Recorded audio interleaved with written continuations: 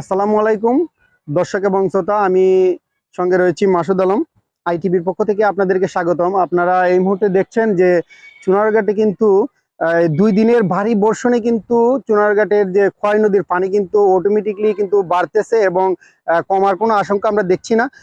চুনারঘাট উপজেলার বিভিন্ন জায়গায় কিন্তু আমরা গিয়ে দেখতে পারলাম যে ফসলি জমি থেকে শুরু করে যে মানুষের আবাদকৃত জমিগুলো আসলে নষ্ট হয়ে গেছে এবং কৃষকরা অনেক টেনশনে রয়েছে এই বিষয়টা নিয়ে। আমি এই মুহূর্তে একজনের সঙ্গেই কথা বলবো, আমার সঙ্গেই থাকবেন। 3-4 দিনের যে টানা বৃষ্টিতে পানি কি এখন বাড়ছে নাকি কমছে? বাড়তাছে। বাড়ছে। জি, মেঘও আছে। এখন মেঘ কিছু সময় দম লইছে, আচ্ছা, বাকি তো মেঘ আইতাছে আরো বেশি।